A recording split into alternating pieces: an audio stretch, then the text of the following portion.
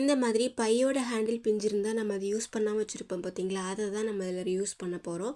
2 சைட்லேயும் இப்படி கட் பண்ணிக்கோங்க. 2 சைட்லேயும் கட் பண்ணி இப்படி விரித்து காமிக்கிறேன் பாருங்கள். இந்த மாதிரி எடுத்து வச்சுக்கோங்க. இப்போ நமக்கு இப்படி தான் இருக்கும். இதுக்கப்புறம் இந்த ஹேண்டிலையும் கட் பண்ணிக்கோங்க. 2 ஹேண்டிலையும் தனியாக பிரித்து எடுத்துருங்க. அதுக்கப்புறம் பார்த்தீங்கன்னா சாரியில் வந்து ப்ளவுஸ் பீஸ் வரும் பார்த்தீங்களா, அந்த பீஸ் தான் நான் கட் பண்ணி எடுத்திருக்கேன். இப்போ இந்த பையோட அளவுக்கு அதை கட் பண்ணிக்கலாம். கொஞ்சம் எக்ஸ்ட்ராவே கட் பண்ணிக்கோங்க. இப்போ இந்த ஓரமும் அந்த ஓரமும் மடித்து ஓரங்களை தைச்சிடணும். அதே மாதிரி சைட்லேயும் அப்படி ஸ்டிச் பண்ணி எடுத்துக்கோங்க. இப்போ 4 ஓரங்களையும் தைச்சி எடுத்துடலாம். ஹேண்டிலுக்கும் அதே மாதிரி இன்னொரு சின்ன பீஸ் எடுத்துக்கோங்க. இப்போ நான் காமிக்கிற மாதிரி டபுளாக ஃபோல்டு பண்ணி எகைன் ஒரு ஃபோல்டு பண்ணி ஓரம் ஸ்டிச் பண்ணி எடுத்துக்கலாம். இந்த ஓரத்துலேருந்து 4 இன்ச் மார்க் பண்ணிக்கோங்க. அதே மாதிரி இன்னொரு கார்னர்லேருந்து 4 இன்ச் மார்க் பண்ணிவிட்டு இப்படி ஹேண்டில் அட்டாச் பண்ணிக்கோங்க.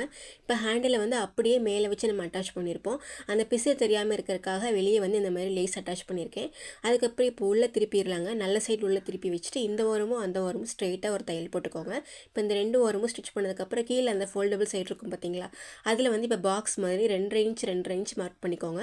2 ஓரமும் மார்க் பண்ணி இப்போ இந்த 2 ஓரமும் கட் பண்ணி எடுத்துக்கலாம். நமக்கு இப்படி தான் இருக்கும். அப்புறம் கட் பண்ண இந்த பகுதியை இப்போ நான் காமிக்கிற மாதிரி இப்படி ஸ்ட்ரெயிட்டாக விரித்து அப்படியே ஸ்டிச் பண்ணி எடுத்துக்கோங்க.